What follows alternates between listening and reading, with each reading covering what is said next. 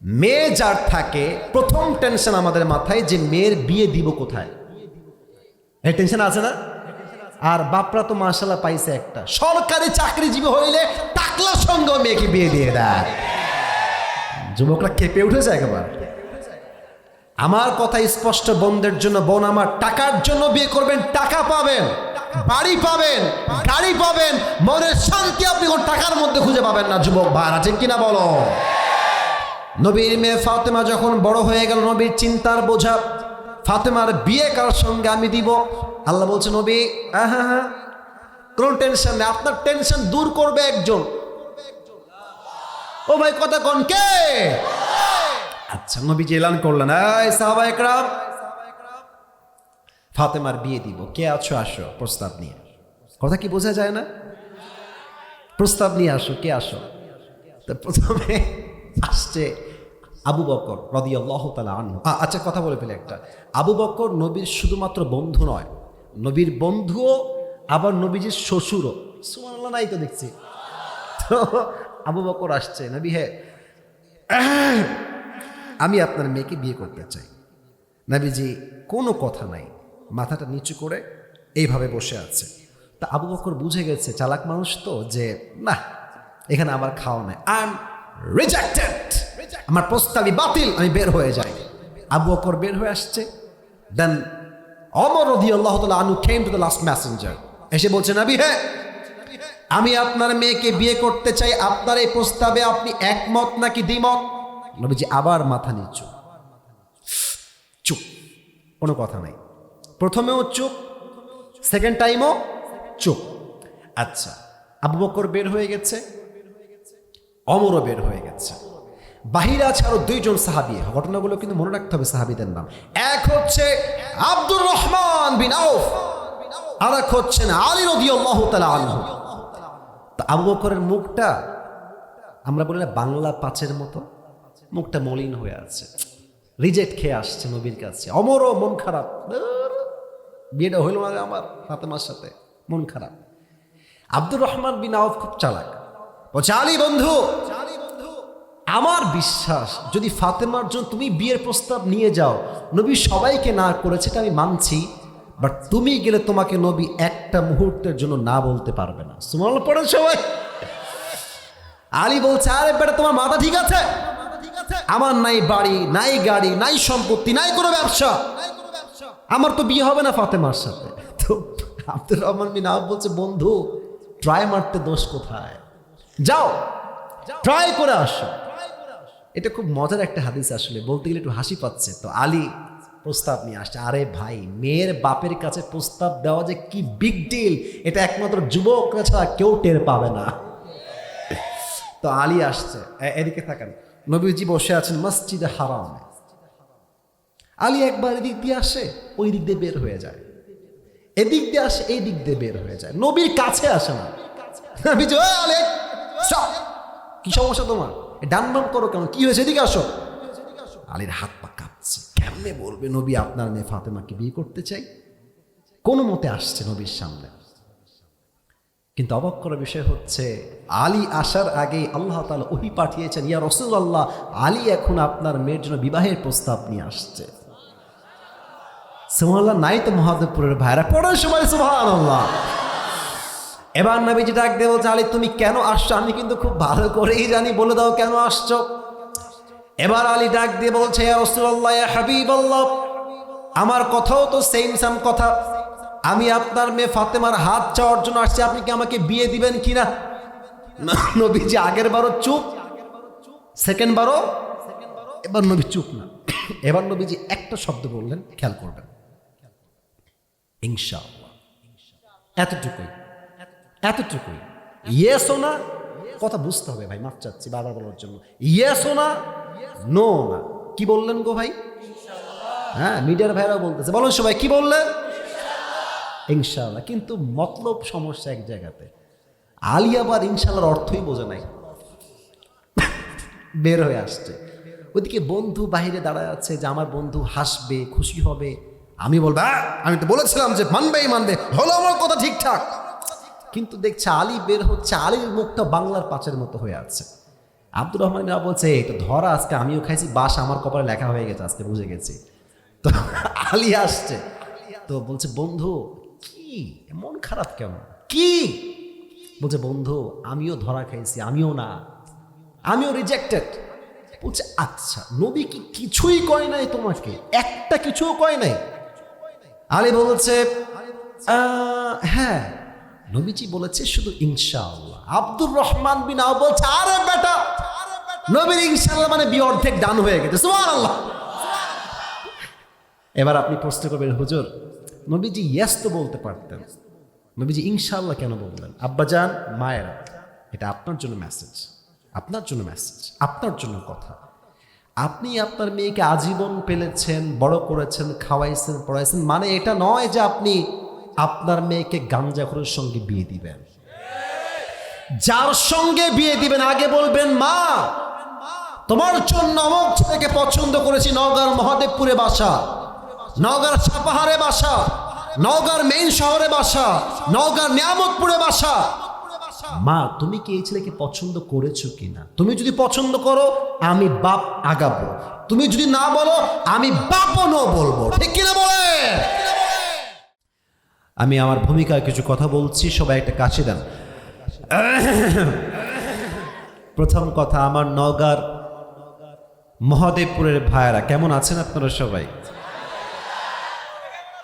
আলহামদুলিল্লাহ, আল্লাহ তাআলা অনেক ভালো রেখেছেন। বিগত 5 দিন যাবৎ খুবই অসুস্থ, 5 দিন পরে আজকে ডাক্তার দেখিয়েছি, তো আজকে একটু সুস্থ আছি, মনে হচ্ছে আপনাদের দোয়া আল্লাহ কবুল করেছে, আলহামদুলিল্লাহ। তো গতকাল অনেক কষ্টে ছিলাম, খুব কষ্ট হয়েছে গতকাল ওয়াজ করতে, এত ঠান্ডা লেগেছে, জ্বর, হাঁপানির সমস্যা। আসলে কি জানেন, পুরুষদের কাঁধে হচ্ছে সবচেয়ে বেশি দায়িত্ব আমাদের। হ্যাঁ, আমাদের পরিবারকে দেখতে গিয়ে, বউ দেখতে গিয়ে, বাচ্চা দেখতে গিয়ে, মা দেখতে গিয়ে, বাবা দেখতে গিয়ে পুরুষদের দায়িত্বের বোঝা এত কঠিন হয়ে যায় যে মাঝে মাঝে পুরুষ তার নিজের অস্তিত্বই ভুলে যায়। যুবক ভাইরা ঠিক কিনা বলো? এত স্যাক্রিফাইস, এত কষ্ট, এত শ্রম।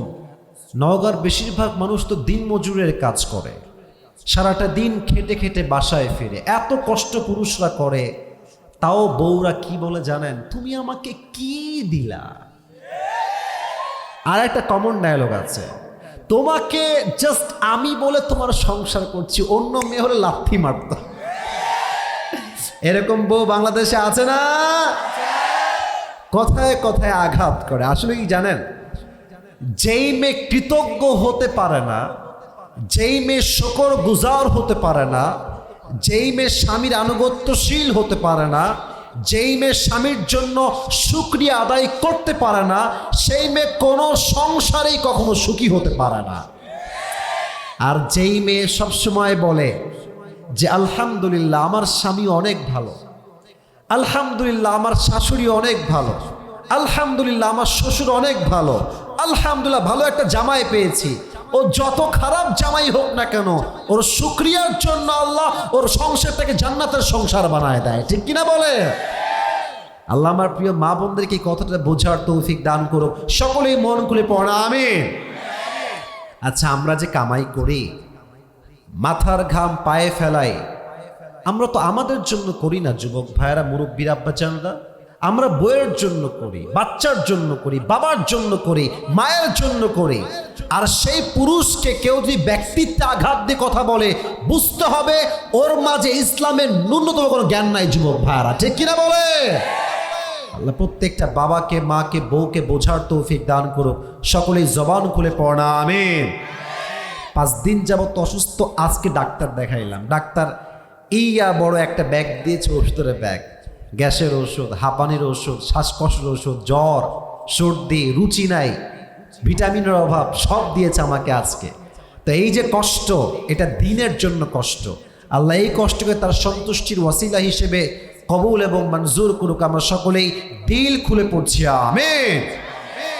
আসল কোরআনের দিকে ঢুকে যাই। আমার হাতে যে কিতাবটা আছে, কিতাবটার নাম কি জানো? এত আস্তে কেন কনগো ভাই? এটার নাম কি? আল কোরআন। এই দেশে এই কোরআনের রাজ কায়েম হোক, পুরো দেশটা চলবে কোরআন দিয়ে। উত্তর করেন তো আমরা সবাই চাই কি চাই না? হ্যাঁ, এই তো সাউন্ড হচ্ছে। আবারও বলছি, কোরআন দিয়ে রাষ্ট্র কায়েম হোক, এটা আমরা সবাই চাই কি চাই না? এই কোরআন দিয়ে রাষ্ট্র কায়েম হলে লাভ কি হবে? সোনামণি বসো বসো বসো, এই বসে দাও বসে দাও। না না না না, বসো। আচ্ছা আচ্ছা ছাড়েন, আচ্ছা ছাড়েন। বসে গেছে বসে গেছে। তোমার নতুন মনে হয় আসছো, তাই না? অনেক নতুন তারা। আসলে ওয়াজ শুরু করলাম না, দুজন বাচ্চা উঠতেছে। আরে মেয়ে এখানে আউন যাইতো, বন যাইতো, ঘুমানো যাইতো, কিন্তু উঠোন যাইতো না। ঠিক কিনা বলে? আসছেন নিজের ইচ্ছায়, বাট যাবেন আমি আসিফের ইচ্ছায়। যুবক ভাইয়ারা, ঠিক কিনা বলো? আর কেউ উঠে যেও না। আচ্ছা, আমি যেটা বলছিলাম, আমাদের দেশটার নাম কি গো ভাই? এত আস্তে, আমাদের দেশের নাম কি? বাংলাদেশ। আচ্ছা, আমার নবীর যে শহর, এই শহরটার নাম হচ্ছে মদিনা। শহরটার নাম কি? মদিনায় যেতে মন চায় না সবার? এত আস্তে কইলে কি আর কবুল হয়? মদিনায় গিয়ে নবীজির রওজায় সালাম পেশ করতে মনে চায় না সবার?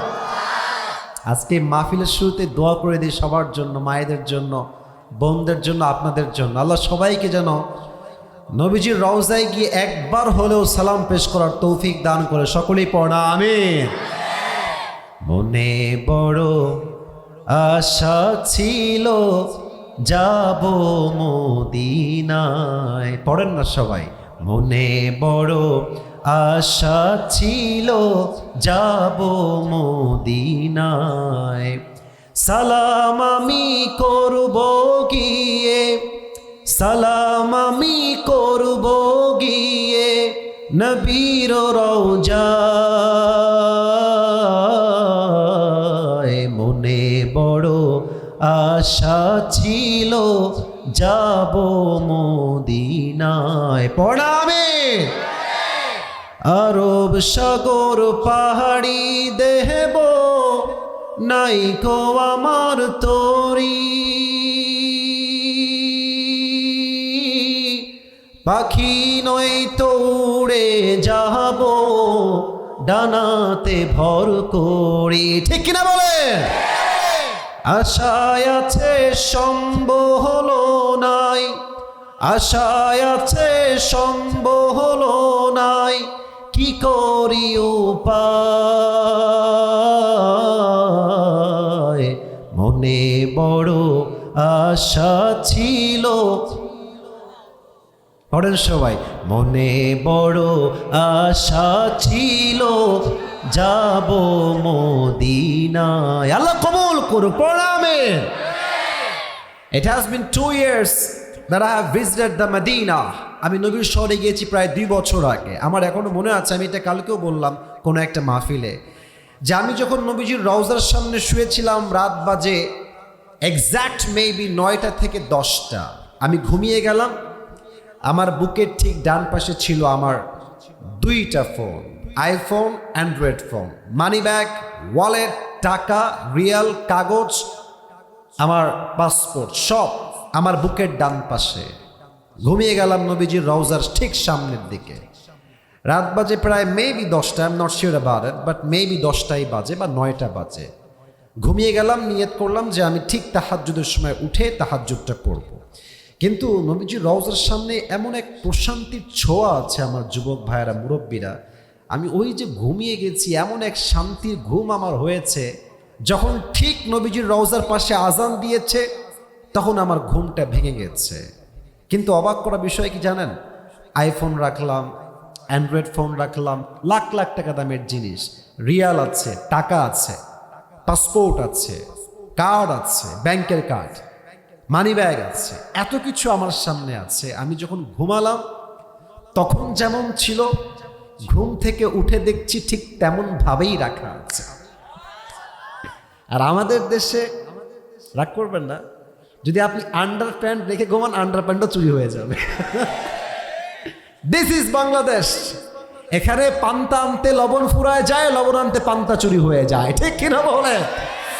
তো এই দেশে যদি এই কোরআনের রাজ কায়েম হয়ে যায়, আমার বিশ্বাস পুরো দেশে চুরির সংখ্যা কমে যাবে। যুবক ভাইরা, আচ্ছা, এই কালো গেঞ্জি আপনার নাম কি? এই যে মাঝখানে আপনি, আরে সাদা আর কালো এই যে হুডি পরা, নাম কি? সুমন রানা। বসে পড়েন। সুমন রানা তার নাম। একটা এক্সাম্পল দিচ্ছি। সুমন রানার ঠ্যাং আমি কেটে ফেললাম। আরে হাইসেন না, বুঝায় আগে। কি কেটে ফেললাম? কথা কয় না, কারে ওয়াজ করি, কি কেটে ফেললাম? ঠ্যাং মানে পা পা পা। আচ্ছা, পা কেটে ফেললাম। এখন নওগাঁর যেই জেলা আদালত আছে না আমাদের নওগাঁতে? রাজশাহীতে জজ কোর্ট আছে না যুবক ভাইয়েরা? আচ্ছা, তো সুমন রানার ঠ্যাং কাটার জন্য আসিফ হুজুরের একটা বিচার হলো কি, আমাদের দেশের যেই প্রচলিত আইন নিয়ম হলো যে আসিফ হুজুরের ঠ্যাং কাটার জন্য, অন্যায়ের জন্য 10 মাসের জেল আর 1 লাখ টাকা জরিমানা। 10 মাসের জেল আর 1 লাখ টাকা জরিমানা। আচ্ছা, কোনো একটা বিষয়ে মাপ ঠিকঠাক আছে কিনা, পেঁয়াজ 1 কেজি আছে কিনা, আলু 1 কেজি আছে কিনা, পটল 1 কেজি আছে কিনা, এটা মাপার জন্য দোকানদার কি পাল্লায় মাপ দেয়? বুঝেছেন তো? কথা কন না কেন? কি পাল্লা? দাড়ি পাল্লা। বিচার করার জন্য পাল্লা লাগে, মিজান লাগে, তারাজু লাগে। তো দেখেন, সুমন রানার একটা ঠ্যাং দাড়ি পাল্লার ডান দিকে দেন, আর ওই যে 10 মাসের জেল আর কয় লাখ টাকা, আরে কথা কন, কয় লাখ টাকা, এটা আপনি বাম পাল্লায় দেন। ডান পাল্লায় সুমন রানার ঠ্যাং রাখেন, আর বাম পাল্লায় রাখেন আপনি 1 লাখ টাকা আর 10 মাসের জেল। টান দেন তো, সমান সমান হবে? হবে হবে হবে হবে না। আচ্ছা, আপনি জেল বাড়ায় দেন। আচ্ছা, জেল দেন আমাকে 2 বছরের জেল, আর জরিমানা করেন 2 লাখ টাকা, আরো 1 লাখ বাড়াইলাম। এবার সুমন রানার ঠ্যাং দেন ডান পাল্লায়, আর 2 লাখ টাকা আর 2 বছরের জেল রাখেন আর এক পাল্লায়। টান দেন, সমান সমান কি হবে? সম্ভব না। কোরআন দিয়ে রাজ কায়েম করলে কি হবে? কোরআন বলছে, কেউ যদি তোমার চোখ তুলে ফেলে, তুমিও তার চোখ তুলে ফেলো। চোখের বদলে চোখ, কানের বদলে কান, নাকের বদলে নাক, কপালের বদলে কপাল, জানের বদলে জান। ঠিক কিনা বলে? এবার আসলে ইসলাম দিয়ে, কোরআন দিয়ে রাজ কায়েম করি। ওর ঠ্যাংটা আমি কেটে ফেলেছি, ওর ঠ্যাংটা ডান পাল্লায় দেন, আর আপনি আমার আরেকটা ঠ্যাং কেটে বাম পাল্লায় দেন। টান দেন, দেখবেন দুইটা সমান সমান হয়ে যাবে। মান হাকামা বিহি আদাল। এই কোরআন দিয়ে যে রাজ কায়েম করবে, যে বিচার করবে, সেই তো সুষ্ঠু বিচার করবে। ঠিক কিনা বলে? এটা হচ্ছে সেই কোরআন, যে কোরআনকে আমরা ভুলেছি, আপনি ভুলেছেন। আপনারা খেয়াল করবেন যে কোরআনটা আমরা জীবিত থাকতে কেউ পড়তে চাই না, মরে গেলে হাফেজ ভাড়া করে নিয়ে আসে। নাই? পেছনে কয়, সামনে কয় না? আছে না? আচ্ছা, আমি নিজেও একজন হাফেজ। আল্লাহ আমাকে হাফেজ বানিয়েছেন। আমি প্রায় 10 বছরের কাছাকাছি তারাবির নামাজ পড়েছি, খতম তারাবি। প্রায় আমি একাও পড়েছি তারাবি, খতম তারাবি। তো দেখেন, আমরা হাফেজ যারা আছি, আমি নিজে খতম পড়েছি একটা সময় যখন বাচ্চা পিচ্চি ছিলাম। আমরা গেলে কি করি জানেন? আমি কোরআন পড়ি, আউযু বিল্লাহি মিনাশ শাইতানির রাজিম, ফালাম্মা আন জাআল বাশীর আলকাহু আলা ওয়াজহি ফারতাদ্দা বাসীরা। আমি এই আয়াতটাই বের করছি, এটাই পড়লাম। পড়তেছি আর ভাবতেছি, আজকে যদি 1000 টাকা দেয়, ভাগে পাবো কয় টাকা? এটাই ভাবছি আমি নিজে ভেবেছি, সত্য কথা যেটা। আচ্ছা, কোরআন যখন কেউ পড়ছে আর সে চিন্তা করছে ভাগে পাবো কয় টাকা, কসম খোদার 1 পয়সাও লাভ হবে না। তা আপনি টাকাও দিলেন। আচ্ছা, যে মুর্দাটা শুয়ে আছে, লাশ, আপনার বাপের লাশ, মায়ের লাশ, এই মরা মানুষই কোরআন শোনে? বোঝে না রে ভাই, কোরআন কি শোনে? তো মুর্দারেও কোরআন শুনলো না, টাকাও লস, গুনাহ বরবাদ, মানে আমলটাও বরবাদ, গুনাহ লাসে। আপনার টাকাও লস, তেলাওয়াতও লস, জীবনটাই লস। যুবক ভাইরা, ঠিক কিনা বলো? মরা মানুষের জন্য কোরআনটা আসে নাই, আসছে আপনাদের জন্য, আমাদের জন্য। জীবিত অবস্থায় যে কোরআন পড়বে, তার জীবনটাই তো সার্থক হবে। ঠিক কিনা বলে? আবার অনেকে ভাবে যে কোরআন খতম করলেই মনে হয় আমি সফল। ওই দেখবেন যে রোজার মাসের পরে হিসাব হয়, আরে আমার পুত্রবধূ 7 খতম, আমার বউ 20 খতম, আমার ছেলে 5 খতম, আর আপনি বলে আমি এমনি খতম, 10 খতম, 5 খতম। তো প্রিয় ভাইয়েরা, এটা খতমের জন্য আসে নাই, এটা আসছে বোঝার জন্য, এটা আসছে আমলের জন্য। এটা দিয়ে আপনি দোকান উদ্বোধন করবেন, মিলাদ দিবেন, মরা মানুষ শোনাবেন, এটা সেই কোরআন নয়। এই কোরআন দিয়ে গোটা বিশ্বে ইসলামের রাজ কায়েম করতে হবে যুবক ভাইরা। দিস ইজ দ্যাট কোরআন, এটাই হচ্ছে সেই কোরআন। এই কোরআন থেকে আজকে আমরা তাফসীর শুনবো। রাজি আছেন তো সবাই ইনশাআল্লাহ? না, সাউন্ডটা পছন্দ হয় নাই, বলেন সবাই ইনশাআল্লাহ। তিনটা তাকবীর দিবেন, তাকবীর শেষ তাফসীর শুরু হবে। সোনামণি তুমি কই যাও? ঠ্যাং ভেঙে দিব রে, একদম চুপচাপ। আপনারা শেষ পর্যন্ত থাকবেন না ইনশাআল্লাহ? আমার করতে হবে যুবক ভাইরা। আজকের মাহফিলে বউ আছে কার কার? একটু হাত তোলেন। হ্যাঁ, এত বউওয়ালা লোক, মাশাআল্লাহ। মুরব্বি, আচ্ছা হাত নামান। আর বউ নাই, সিঙ্গেল কারা কারা? একটু হাত তোলা। সব সিঙ্গেল তোমরা? সিঙ্গেলরা ঠান্ডায় খুব কষ্টে আছে মুরব্বী, আব্বা যান সময় থাকতে বিয়ে দিয়ে দেন। আল্লাহ সিঙ্গেলদের কষ্ট দূর করে দিক, সকলের পড়া আমিন। সাউন্ডটা আর একটু বাড়াও। প্রথম তাকবীর দিবেন বিবাহিত ভাইয়েরা, দ্বিতীয় তাকবীর দিবেন আমার সিঙ্গেল ভাইয়েরা। দেখবো আজকে কে জিতে। বিবাহিত ভাইয়েরা একটা কাশি দেন,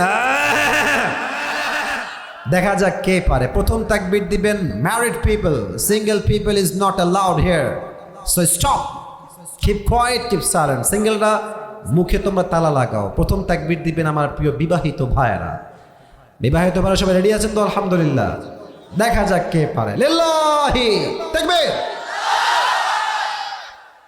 ভালো ছিল, ভালো হয়েছে।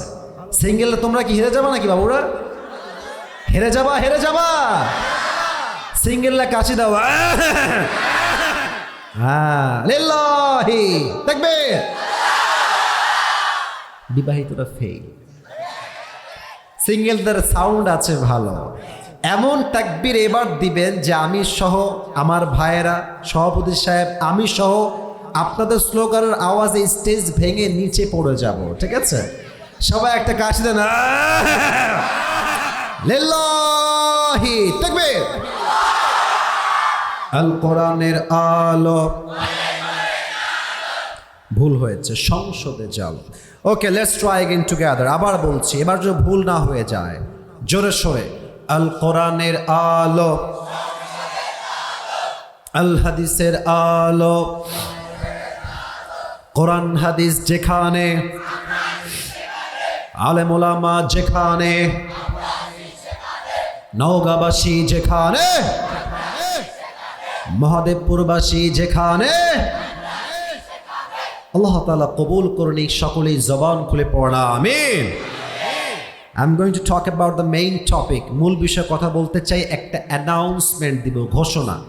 আজ আপনাদের জন্য একটা স্পেশাল গিফট নিয়ে আসছি। নেবেন? হাদিয়া, তোহফা, গিফট। আমি আমার নিজের একটা ইউজ করা টুপি নিয়ে আসছি গিফট দেওয়ার জন্য আজকে। ये हर किसी को मिलने वाला नहीं है, ये नसीब की बात है। কপাল যার ভালো সে আজকে পেতে পারে, but you need to have some qualification. যোগ্যতা লাগবে একটা। যোগ্যতাটা কি আমি বলে দিচ্ছি। আমি আসিফ এখন যে সূরা থেকে তাফসীর পেশ করব, যেই যুবক বা মুরব্বী এটাকে মনোযোগ দিয়ে শুনবে অ্যান্ড দেন মেমোরাইজ করবে, মুখস্থ করবে। আপনি চাইলে আপনার ফোনে লিখতে পারেন, নট আ বিগ ডিল। অথবা আপনি চাইলে আপনার কাগজে কলমেও লিখতে পারেন আমি কি বলছি, বাট আপনাকে বুঝতে হবে আমি কি বলছি। যদি শেষে গিয়ে আপনি আমার তাফসীর থেকে উত্তর করতে পারেন, তবেই আজকে এই টুপিটা আমি আপনাকে পরিধান করাই দিব। রাজি আছেন সবাই? হ্যাঁ ইনশাআল্লাহ। সাউন্ড বলতে হবে জোরে সোরে, বলেন ইনশাআল্লাহ। তাহলে কি শুধু কান দিয়ে শুনলে হবে না, দিল দিয়ে শুনতে হবে? হ্যাঁ, সবাই তাকবীর দেন। লিল্লাহি তাকবীর। আজ কোরআন থেকে আমরা যে সূরার তাফসীর পেশ করব, সূরাটার নাম হচ্ছে সূরাতু আলাম নাশরাহ। নগর মহাদেবপুরের ভাইরা, সূরাতু আলাম নাশরাহ। কিছু বেসিক নলেজ দিচ্ছি, মনোযোগ দিয়ে শুনে নেন। এই সূরার আয়াত সংখ্যা হচ্ছে মোট ৮টা। বলেন সবাই কয়টা? না, সাউন্ডটা কমে গেছে। বলেন সবাই কয়টা? কোরআনের সংখ্যা অনুযায়ী এই সূরাটা হচ্ছে 94তম সূরা। কত নম্বর সূরা? 94, 94তম সূরা। এই সূরাটা হচ্ছে মাদানী সূরা নয়, এটা হচ্ছে মাক্কি সূরা। মাদানী না মাক্কি? এই সূরার রুকু সংখ্যা হচ্ছে মোট একটা। বলেন সবাই, কয়টা? একটা। তাহলে এটা আছে 30 নম্বর পারায়। সূরার সংখ্যা অনুযায়ী এটা হচ্ছে 94তম সূরা। এই সূরার আয়াত সংখ্যা হচ্ছে মোট 8টা, আর রুকু হচ্ছে মোট একটা। এটা হচ্ছে বেসিক নলেজ অফ দিস সূরা, প্রাথমিক কথা এই সূরা নিয়ে। ইমাম সানাউল্লাহ পানিপতি রহমতুল্লাহি আলাইহি লিখেছেন, কেউ যদি কোরআনের কোনো আয়াত কিংবা সূরার তাফসীর পেশ করতে চায়, there are 5 things that is most important to talk about. 5টা বিষয়ে কথা না বললে তাফসীর সম্পূর্ণ হয় না। ফার্স্ট অফ অল, প্রথম হচ্ছে রাইট প্রনাউন্সিয়েশন, সঠিক শুদ্ধ তেলাওয়াত। 2, রাইট ট্রান্সলেশন, তরজমা, সঠিক তরজমা। 3, শানে নুজুল, what's the background behind it, এই সূরা কখন নাজিল হয়েছে অথবা কেন নাজিল হয়েছে। অথবা আমরা বলতে পারি 3 নাম্বার হচ্ছে what's the central theme or subject matter of this surah, এই সূরার মূল বিষয় কি। 3 নাম্বার। 4 হচ্ছে what's the explanation of this surah, প্রত্যেকটা আয়াতের ব্যাখ্যা কি হবে। and the last and the final one is what's the lesson that you have got from this surah, এই সূরা থেকে তুমি শিক্ষা কি পেয়েছো। এই 5টা বিষয়ে যে কথা বলবে তার তাফসীর সম্পূর্ণ হবে, ঠিক কিনা বলে? আসুন আমরা, এই তোমরা কিন্তু মায়ের খাবা আমার কাছে। এতবার কেন সাউন্ড করছো তোমরা? কলিজারা আমার বাবুরা, সাউন্ড করো না, আর কোনো কথা বলো না। এই এই এই তোমরা সাইড হয়ে যাও, বামে যাও, বামে যাও, একদম বামে যাও, সাইড হয়ে যাও, কলিজারা সাইড হয়ে যাও। কেন সবাই চুপচাপ, কথা বলো না। সবাই একটা কাশি দেন, তাকবীর দেন, লিল্লাহি তাকবীর। আমরা প্রথম অংশে যাচ্ছি, সূরাটার সঠিক তেলাওয়াত আমি তেলাওয়াত করছি। Listen to this with full concentration. মনোযোগ দিয়ে শুনবেন। আউযু বিল্লাহি মিনাশ শাইতানির রাজীম। বিসমিল্লাহির রাহমানির রহিম। আলাম নাশরাহ লাকা সাদরাক ওয়া ওয়াদা'না আনকা ওয়িজরাক আল্লাযী أنقض ظهرك ورفعنا لك ذكرك فإن مع العسر يسرا إن مع العسر يسرا فإذا فرغت فانصب وإلى ربك فارغب الله أكبر সঠিক তেলাওয়াত। The second part is the translation of this surah. তরজমা কি হবে? জাস্ট তরজমা বলছি, নট ব্যাখ্যা, জাস্ট তরজমা। আলাম নাশরাহ লাকা সাদরাক, O my prophet, did I not open your heart? নবী হে, আমি কি আপনার বুক বা হৃদয়কে প্রশস্ত করি নাই? নাম্বার 2, ওয়া ওয়াদা'না আনকা ওয়িজরাক, O my prophet, we removed from your backside the pain, আমি আপনার পিঠ থেকে আপনার ব্যথাকে, কষ্টকে, আঘাতকে দূর করে দিয়েছি। সুবহানাল্লাহ পড়েন সবাই। আল্লাযী আনকাযা যাহরাক, which had weighted upon your back, যেই বোঝা আপনার পিঠকে ভারী করেছিল সেই বোঝাকে নামিয়ে দিয়েছে 1 সপ্তাহ। আওয়াজ দিয়ে বলেন তো সেই রবকে। আল্লাহ আমার রব, এই রবই আমার সব, দমে দমে তনু মনে তারি অনুভব। সুবহানাল্লাহ পড়েন সবাই। তোমার দুনিয়াতে আমি যেদিকে তাকাই, অথবা নেয়ামতে ডুবে আছি সবাই। পাখপাখালির কণ্ঠে শুনি তাসবিহ কল রব, তাসবিহ কল রব, আল্লাহ আমার রব, এই রবই আমার সব। রবকে, আপনার রব আপনার পিঠের বোঝাকে হালকা করে দিয়েছে। ওয়ারাফা'না লাকা যিকরা, and we have raised your status high. very high and highest big.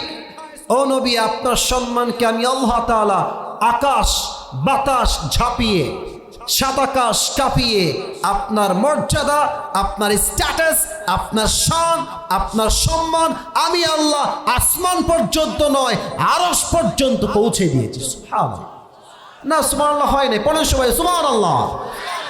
فإن مع العسر يسرا إن مع العسر يسرا. Indeed and verily with every hardship there is ease. প্রত্যেক কষ্টের সাথে স্বস্তি দিয়েছে একজন। আওয়াজ দিয়ে বলেন তিনি কে? فإذا فرغت فانصب. So whenever you are free from your duties, stand up. যখন তুমি অবসর হয়ে যাবা, নামাজ পড়বা এক সপ্তাহের জন্য, তিনি কে? ওয়া ইলা রাব্বিকা ফারগাব। যখন দুঃখ কষ্ট আসবে আগে বউয়ের কাছে নয়, বাবার কাছে নয়, মায়ের কাছে নয়, পরিবারের কাছে নয়, সমস্ত দুঃখ কষ্ট বলবেন তাহাজ্জুদ জায়নামাজে এক সপ্তাহের কাছে, তিনি কে? এই হচ্ছে আয়াতের তরজমা। 3 নাম্বার আসুন আমরা জেনে নেই এই আয়াতের মূল বিষয়বস্তু কি। আমার কথা কি বোঝা যায় না? আমি শুনি নাই, বোঝা যায় না? এই আয়াতের মূল মেসেজ বা সেন্ট্রাল থিম হচ্ছে নেভার লুজ হোপ। ভরসা হারিও না, হতাশ হয়ে যেও না, ভরসা রাখতে হবে এক সত্তার উপরে। আওয়াজ দিয়ে বলেন সবাই তিনি কে? আচ্ছা নওগাঁর মহাদেবপুরের ভাইয়েরা কিছু কথা জিজ্ঞেস করি, দিল থেকে ফিল করে বলেন, আমরা কি তাফসীর শুনতে চাই না? আমি শুনি নাই, চাই না। এই দিলে হাত রেখে কম তো আমাদের এখানে এমন কোনো যুবক মা মুরব্বী কি আছে যার জীবনে কোনো গুনাহই নাই? এমন কেউ কি আছে? আর এটা এখন কেন? এটা তো শুরুতে করতে হবে এখন। আচ্ছা ঠিক আছে, আমি বলি, হয় শুরুতে নয় শেষে, যে কোনো একটা। আচ্ছা শেষের দিকে তোলা দেখেন, হ্যাঁ ঠিক আছে। আচ্ছা ঠিক আছে স্যার, ওকে ওকে। সবাই একটা কাশি দেন, একটা তাকবীর দেন জোরে, লিল্লাহি তাকবীর। এখানে এমন কেউ কি আছেন যার জীবনে কোনো গুনাহই নাই? এরকম কেউ কি আছে এখানে? আমাদের যত গুনাহ, যত জুলুম, যত পাপ, এটা কেউ না জানলেও জানে এক সত্তা। আওয়াজ দিয়ে বলেন তো সবাই তিনি কে? পৃথিবী না জানুক আমি তো জানি, আমি কি পাপ করেছি হায়। আমার পাপের করলে বিচার, বাঁচার আমার নাই উপায়। দয়াময় প্রভু মাফ করো আমায়, মাফ করো আমায়। পড়ো আমিন। আল্লাহ তাআলা বলছেন আলাম নাশরাহ লাকা সাদরাক। ও নবী, আমি কি আপনার বক্ষদেশকে প্রশস্ত করি নাই, খুলে দেই নাই? এই আয়াতের ব্যাখ্যা হচ্ছে মোট 3টা। বলেন সবাই কয়টা? 1 নাম্বার, ও নবী, আপনার হৃদয়ে আমি এতটা সাহস দিয়েছি, এতটা প্রবল শক্তি দিয়েছি, আপনি ইসলামের হক কথা গোটা কাফেরদের সামনে দাঁড়িয়ে বলবেন, আপনার চুল পরিমাণ কোনো ভয় লাগবে না। ঠিক কিনা বলেন? এই কণ্ঠ আমরা দেখেছি আল্লামা সাইদি হুজুরের মুখে। বাতিলদের সামনে এমন স্পষ্ট ভাষায় কথা বলেছেন, পুরো পার্লামেন্ট সংসদ সদস্যরা সব কেঁপে উঠেছে যুবক ভাইরা। ঠিক কিনা বলো? সেই সাইদি সাহেবকে ট্যাগ দিয়েছে রাজাকার। আপনারা ওনাকে ভালোবাসেন না সবাই? আচ্ছা একটা দোয়া, আপনার ভয়টাই পাচ্ছেন না তো আবার ভাই? আমরা 5 আগস্টের আগে হক কথা বললে বলা হতো রাজাকার, জঙ্গিবাদ, মৌলবাদ। আমি একটা কথা বলেই ফেলি, আজকে সাহস নিয়ে বলছি, যদি নওগাঁর মহাদেবপুরে কোনো বাপের বেটার বুকের সাহস বেশি হয়, একবার রাজাকার কর না আপনি আমারে, আপনার পিঠের চামড়া একটাও থাকবে না যুবক ভাইরা। আল্লাহ সাইদি সাহেবের কবরটাকে জান্নাতুল ফেরদাউসের উচ্চ মাকাম নসিব করুন। না আমিনটা মন থেকে হয় না, পড়েন সবাই আমিন। ওনাকে বলা হয়েছে রাজাকার। উনি ওপেনলি সবার সামনে বলেছিলেন 1971 সালের কোন মুক্তিযোদ্ধা অপরাধী যে আমরা বলি যুদ্ধ অপরাধী, এই রাজাকারের কোনো কাদা মাটি সাইদির গায়ে লাগে নাই। অতএব কেউ যদি আমাকে দলিল প্রমাণ ছাড়া রাজাকার বলে, বুঝতে হবে সে ব্যক্তি পরিচয়হীন অবৈধ সন্তান নওগাঁর ভাইরা। ওনার কেউ প্রমাণ করতে পারেন উনি রাজাকার ছিলেন। ওনার বুকে এই যে সাহসটা, এই যে সাহস, এই সাহস দিয়েছে একজন। আওয়াজ দিয়ে বলেন তিনি কে? আচ্ছা, আরো আসেন, আরো এক্সাম্পল দিয়ে আমাদের দেশ নিয়ে। মিজানুর রহমান আজহারী হুজুরের নাম শুনেছেন না আপনারা সবাই? নাম তো শুনছেন, নাম তো শোনাই হোগা। মাশাআল্লাহ, আল্লাহ হুজুরকে আরো নেক হায়াত দান করুক, প্রণামে। আচ্ছা, উনি তো এখন দেশে নাই, এখন তো এই দেশে নাই, আর এক দেশে আছে, আসবে আবার, আমরা বিশ্বাস করি। বাট হ্যাঁ, ওনাকেও কিন্তু ষড়যন্ত্র করে দেশ ছাড়তে বাধ্য করা হয়েছে। ঠিক না বললে তো ওয়াজ করা যায় না, কথা ঠিক আছে কিনা বলেন? ওনাকে বলা হয়েছিল জীবন যদি বাঁচাতে চাও দেশ ত্যাগ করো, নয় তোমার উপরও সেই জুলুম হবে যা আগে হয়েছে। একটা জিনিস খেয়াল করেন, তারা যত বেশি ইসলামকে দমন করতে চেয়েছে, ইসলাম তত বেশি ফুলে ফেপে সামনের দিকে এগিয়ে গিয়েছে। যুবক ভাইরা ঠিক কিনা বলো? আজহারী সাহেবের সম্মান কমে গেছে না বেড়ে গেছে? এই যে সাহস, ইসলামের জন্য কাজ করে যাও তোমরা, সাহস দিয়েছে একজন। আওয়াজ দিয়ে বলেন সবাই, তিনি কে? আল্লাহ বলছেন, নবী আমি আপনার হৃদয়ে অসংখ্য অগণিতবার সাহস দিয়েছি। আপনি কাফেরদের সামনে ইসলাম নিয়ে কথা বলবেন, কোরআন নিয়ে বলবেন, আপনার চুল পরিমাণ কোনো ভয় লাগবে না। সুবহানাল্লাহ। দুই, আপনার হৃদয়টা ছোট কোনো হৃদয় নয়, এটা হচ্ছে ব্রড, বিশাল বড় হৃদয়। আমাদের মসজিদে আজকাল কি মারামারি, অমুকে সূরা ফাতিহা পড়ে ইমামের পেছনে, অমুকে পড়ে না, অমুকে বুকে হাত বাঁধে, অমুকে নাভির নিচে হাত বাঁধে, মারামারি করে শেষ। অমুকে আলিয়া, অমুকে কওমি, অমুকে জামাত, অমুকে চরমোনাই, অমুকে হেফাজত, অমুকে আলিয়া। এই মারামারি করতে করতে করতে বাতিলরা আমাদের উপরে প্রাধান্য পেয়ে গিয়েছে। যুবক ভাইরা, আপনাকে মাথায় রাখতে হবে, আমার প্রথম পরিচয় আলিয়া নয়, কওমি নয়, জামাত নয়, হেফাজত নয়, চরমোনাই নয়, শর্ষিনা নয়, বিএনপি নয়, আওয়ামী লীগ নয়। আমার প্রথম পরিচয় আমি মুসলমান ঘরের সন্তান। যুবক ভাইরা, আর 5 আগস্টের আগে তো আমাদের উপরে জাতির পিতার নামটা চাপায় দেওয়া হয়েছে। জাতির পিতার নাম হচ্ছে বঙ্গবন্ধু। আপনাকে ভয়টাই পাচ্ছেন নাকি আজকে বাজে? আমি স্পষ্ট ভাষায় বলছি, কোনো ভয় নেই। আমাদের মুসলমানদের জাতির পিতা বঙ্গবন্ধু নয়, মুসলমানদের জাতির পিতা ইব্রাহিম আলাইহিস সালাম। যুবক ভাইরা, হ্যাঁ, খালি বঙ্গবন্ধু, সব জায়গায় বঙ্গবন্ধু।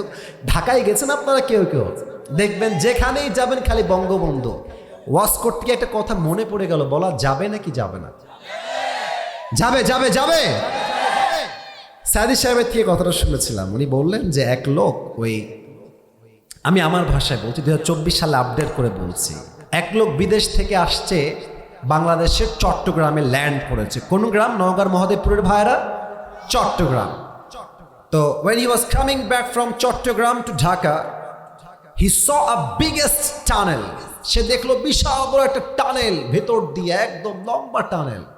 তো সে বলছে, আরে the people of Bangladesh, they are very poor. তোমরা তো অনেক গরিব দেশের মানুষ, এই টানেল তোমরা বানাইলা কেমনে? What is the name of this tunnel? এই টানেলের নাম কি গো ভাই? তো সে বলছে এটার নাম হচ্ছে বঙ্গবন্ধু টানেল। বলছে ওয়াও, গ্রেট, এক্সেলেন্ট, অনেক সুন্দর, লেটস গো হেড, সামনে চলো। ঢাকায় আসছে, ঢাকায় দেখছে বিশাল কারবার, আরে বিশাল লম্বা লম্বা উঁচু উঁচু ফ্ল্যাট, দালান কোঠা। বলছে wow, what is the name of this place? এই জায়গার নাম কি? তো ওই যুবক বলছে, স্যার এই জায়গার নাম হচ্ছে বঙ্গবন্ধু অ্যাভিনিউ। বলছে মাশাআল্লাহ, অ্যাপ্রিশিয়েটেড, এত দালান, লেটস গো হেড, সামনে চলো। সামনে গিয়ে দেখছে বিশাল লম্বা একটা খাম্বা। নওগাঁর মহাদেবপুর ভাইয়েরা, বিশাল লম্বা খাম্বা। আর এই যে একটা, দুইটা, তিনটা, কতগুলো লাইট আছে ওই খাম্বাতে, চতুর্পাশে গোল করে লাইট দেওয়া, আর বিশাল বড় লাইট। তো সেই মুরব্বী বলছে, what is the name of this place? এই জায়গার নাম কি? ওই যুবক বলছে এই জায়গার নাম হচ্ছে বঙ্গবন্ধু স্টেডিয়াম। বলছে ওয়াও, মাশাআল্লাহ, হোয়াটস হ্যাপেনিং হিয়ার? এখানে কি হচ্ছে? সে বলছে, স্যার এখানে একটা ফুটবল খেলা হচ্ছে, নাম হচ্ছে বঙ্গবন্ধু গোল্ড টুর্নামেন্ট। ফুটবল খেলা, let's go and watch it and enjoy together. চলো আমরা খেলাও দেখবো, মজাও করব। দুইজন মিলে গেছে। এবার কথা বুঝে থাকলে উত্তর দেন। খেলার মাঝে একটা হার জিত আছে না গো ভাই? হ্যাঁ, কথা বলতে হবে তো, আছে না নাই? এক দল হারে তো আরেক দল, জিতে তো আরেক দল হারে। তো সেই দিন বিদেশি লোকটা দল নিয়েছে বঙ্গবন্ধুর দল। তো আনফর্চুনেটলি, দুর্ভাগ্যক্রমে আর কি, বঙ্গবন্ধু দল গেছে হেরে। তো দেখবেন যেই দল হেরে যায়, দর্শক শ্রোতা এত ক্ষেপে যায়, মার শালাকে ইট, আছে না এরকম, আছে না? ইট মারে, ডিম মারে, পাটকেল মারে, যা মন চায় তাই মারে। তো এক লোক এমনি ধইরা ঠাস করে একটা ইট মারছে। তো ওর কপাল খারাপ, ওর মাথায় একটা ইটের বাড়ি লাগছে। এক বাড়িতে অজ্ঞান হয়ে গেছে। 2 ঘন্টা কোনো সেন্স নাই, 2 ঘন্টা অজ্ঞান। 2 ঘন্টা পরে কোনো মতে চোখ খুলেছে, আরে ভাই আমি কোথায়? আরেকজন বলছে, ভাই আপনি এখন আছেন বঙ্গবন্ধু হসপিটালে। কারণ বিদেশি লোক বলছে, ভাই আল্লাহর হস্তে মাফ চাই, একটু পর তোমরা আমাকে বঙ্গবন্ধু কবরস্থানে নিয়ে যাইও না। তার মানে আমরা যা বুঝলাম যে আমাদের এই দেশে বঙ্গবন্ধুকে জাতির পিতা হিসেবে জোর করে চাপিয়ে দেওয়া হয়েছিল আমার যুবক ভাইরা, ঠিক কিনা বলো? মিল্লাত আবিকুম ইব্রাহিম, মুসলমানদের জাতির পিতা বঙ্গবন্ধু নয়, মুসলমানদের জাতির পিতা ইব্রাহিম আলাইহিস সালাম, ঠিক কিনা বলে? এটা সাহস লাগবে, বুক বড় হওয়া লাগবে, তাহলে আপনি বলতে পারবেন। থার্ড, হে রাসূল, আপনাকে আমি আল্লাহর সাথে সাদর করেছি। আপনারা ওপেন হার্ট সার্জারি নাম তো শুনছেন। কেমনে কাটা হয় দেখেন তো, আমার দিকে, আমার গলা দেখেন, গলা এখান থেকে নিয়ে নাভি পর্যন্ত পুরোটা কেটে ফেলা হয়। ওপেন হার্ট সার্জারি, পুরোটাকে ফেড়ে ফেলা হয়। যাদের, আমার বাবার হার্টের সমস্যা, হার্টের রোগী, রিং পরানো হয়, এটা হচ্ছে ওপেন হার্ট সার্জারি। নবীর পুরো এন্টায়ার লাইফে 3 বার এই শক্কে সাদর হয়েছে। নবীর গলা থেকে নিয়ে নাভি পর্যন্ত পুরোটা কেটে ফেলা হয়েছে। নবীর হৃদয় থেকে দুনিয়ার প্রতি মায়া, মোহাব্বত, ভালোবাসা যা ছিল সব দূর করে দিয়ে আল্লাহ তাআলা নবীর পুরো সিনাটাকে ঈমানের নূর দ্বারা নূরান্বিত করে দিয়েছে। সুবহানাল্লাহ পড়েন সবাই। এবার আল্লাহ বলছেন, নবী ওয়াদানা আনকা উযরাক আল্লাযী আনকাদা যাহরাক, ও নবী আপনার পিঠের যেই বোঝা, প্রত্যেকটা বোঝাকে হালকা করে দিয়েছে। একজন আওয়াজ দিয়ে বলেন তো সবাই, তিনি কে? এবার একটা প্রশ্ন করছি, আটকানোর জন্য নয়। মুরব্বীরা আমার চোখে চোখ রাখেন, যুবকেরা চোখে চোখ রাখো। বলো তো, নবীর কি কোনো পুত্র সন্তান বেঁচে ছিল দুনিয়ায়? হ্যাঁ, রাইট আনসার। কোনো ছেলে বেঁচে ছিল না। মোট ছেলে ছিল মোট কয়জন, কে বলতে পারে? আমি দেখাই দিয়েছি কিন্তু, বলো সবাই কয়টা? 4টাই শেষ, অল্প বয়সেই শেষ। কাফেররা বলছে, নাউজুবিল্লাহ, জোরে বলবেন, কাফেররা বলছে, মুহাম্মদ তুই হলি লেজ কাটা বংশের ছেলে। নাউজুবিল্লাহ, মুসলমানদের নাউজুবিল্লাহ হয় না, জোরে বল নাউজুবিল্লাহ। তোর কোনো ছেলেই তো বেঁচে নাই, তুই হলি লেজ কাটা বংশের একজন যুবক, নাউজুবিল্লাহ। নবীর টেনশন, আল্লাহ আমার কি কোনো সন্তান দিয়ে বংশ বিস্তার হবে না? আল্লাহ বললেন, নবী টেনশন নাই, আমি আল্লাহ আপনার জন্য, বংশের জন্য ফাতেমার মতো একজন গুণবতী, রূপবতী, জান্নাতের সমস্ত নারীদের সর্দারিনীকে আপনাদের সংসারে পাঠিয়ে দিব। আচ্ছা, অনেক বাবা আমার এখানে বসে আছেন, আপনাদের অনেকের মেয়ে আছে। আল্লাহর রহমতে আমার বাবার 2টা মেয়ে, একটা বড় আর একটা অনেক ছোট। আমার ছোট বোন, ওর বয়স কত হবে, এই তো 7-8, মানে আমার অনেক ছোট, মানে 2 যুগের ছোট, 2 যুগ। তো ছোট্ট বাচ্চা, ও একবার একজন ভিডিও করছিল, বলছে তোমার ভাই কেমনে ওয়াজ করে কম, বলছে কথা বলেন ঠিক কিনা। ছোট একটা বোন আমার। তো দেখেন, মেয়ে যার থাকে, প্রথম টেনশন আমাদের মাথায় যে মেয়ের বিয়ে দিব কোথায়, এই টেনশন আছে না? আর বাপরা তো মাশাআল্লাহ পাইছে একটা, সরকারি চাকরিজীবী হইলে টাকলার সঙ্গে মেয়েকে বিয়ে দিয়ে দেয়। যুবকরা কেঁপে উঠেছে একেবারে। আমার কথা স্পষ্ট, বোনদের জন্য, বোন আমার, টাকার জন্য বিয়ে করবেন, টাকা পাবেন, বাড়ি পাবেন, গাড়ি পাবেন, মনের শান্তি আপনি কোন টাকার মধ্যে খুঁজে পাবেন না। যুবক ভাইরা ঠিক কিনা বলো? নবীর মেয়ে ফাতেমা যখন বড় হয়ে গেল, নবীর চিন্তার বোঝা, ফাতেমার বিয়ে কার সঙ্গে আমি দিব, আল্লাহ বলছে নবী হ্যাঁ, কোনো টেনশন নেই, আপনার টেনশন দূর করবে একজন। ও ভাই কথা কোন কে? আচ্ছা, নবীজি এলান করলেন, এই সাহাবা একরাম, ফাতেমার বিয়ে দিব, কে আছো আসো প্রস্তাব নিয়ে। কথা কি বোঝা যায় না? প্রস্তাব নিয়ে আসো, কে আসো? তো প্রথমে আসছে আবু বকর রাদিয়াল্লাহু তাআলা আনহু। আচ্ছা, কথা বলে ফেলে একটা, আবু বকর নবীর শুধুমাত্র বন্ধু নয়, নবীর বন্ধুও, আবার নবীজির শ্বশুরও। সুবহানাল্লাহ, নাই তো দেখছি। তো আবু বকর আসছে, নবী হে, আমি আপনার মেয়েকে বিয়ে করতে চাই। নবীজি কোনো কথা নাই, মাথাটা নিচু করে এইভাবে বসে আছে। তা আবু বকর বুঝে গেছে, চালাক মানুষ তো, যে না, এখানে আমার খাওয়া নাই, আই এম রিজেক্টেড, আমার প্রস্তাবই বাতিল, আমি বের হয়ে যাই। আবু বকর বের হয়ে আসছে। দেন ওমর রাদিয়াল্লাহু তাআলা আনহু came to the last Messenger, এসে বলছে, নবী হে, আমি আপনার মেয়েকে বিয়ে করতে চাই, আপনার এই প্রস্তাবে আপনি একমত নাকি দ্বিমত? নবীজি আবার মাথা নিচু, চুপ, কোনো কথা নাই। প্রথমেও চুপ, সেকেন্ড টাইমও চুপ। আচ্ছা, আবু বকর বের হয়ে গেছে, ওমরও বের হয়ে গেছে, বাহিরে আছে আরো দুইজন সাহাবী। ঘটনাগুলো কিন্তু মনে রাখতে হবে, সাহাবীদের নাম। এক হচ্ছে আব্দুর রহমান বিন আউফ, আর এক হচ্ছেন আলী রাদিয়াল্লাহু তাআলা আনহু। তো আবু বকরের মুখটা, আমরা বলি না বাংলা পাঁচের মতো, মুখটা মলিন হয়ে আছে, রিজেক্ট খেয়ে আসছে নবীর কাছে। ওমরও মন খারাপ, বিয়েটা হইল না আমার ফাতেমার সাথে, মন খারাপ। আব্দুর রহমান বিন আউফ খুব চালাক, বলছে, আলী বন্ধু, আমার বিশ্বাস যদি ফাতেমার জন্য তুমি বিয়ের প্রস্তাব নিয়ে যাও, নবী সবাইকে না করেছে এটা আমি মানছি, বাট তুমি গেলে তোমাকে নবী একটা মুহূর্তের জন্য না বলতে পারবে না। সুবহানাল্লাহ পড়েন সবাই। আলী বলছে, আরে বেটা, তোমার মাথা ঠিক আছে? আমার নাই বাড়ি, নাই গাড়ি, নাই সম্পত্তি, নাই কোনো ব্যবসা, আমার তো বিয়ে হবে না ফাতেমার সাথে। তো আব্দুর রহমান বিন আউফ বলছে, বন্ধু, ট্রাই মারতে দোষ কোথায়, যাও ট্রাই করে আসো। এটা খুব মজার একটা হাদিস, আসলে বলতে গেলে একটু হাসি পাচ্ছে। তো আলী প্রস্তাব নিয়ে আসছে। আরে ভাই, মেয়ের বাপের কাছে প্রস্তাব দেওয়া যে কি বিগ ডিল, এটা একমাত্র যুবকরা ছাড়া কেউ টের পাবে না। তো আলী আসছে, এদিকে থাকেন, নবীজি বসে আছেন মসজিদে হারামে। আলী একবার এদিক দিয়ে আসে, ওই দিক দিয়ে বের হয়ে যায়, এদিক দিয়ে আসে, এই দিক দিয়ে বের হয়ে যায়, নবীর কাছে আসে না। নবীজি, ওই আলী, কি সমস্যা তোমার, ডান বাম করো কেন, কি হয়েছে, এদিকে আসো। আলীর হাত পা কাঁপছে, কেমনে বলবে নবী আপনার মেয়ে ফাতেমাকে বিয়ে করতে চাই। কোনো মতে আসছে নবীর সামনে।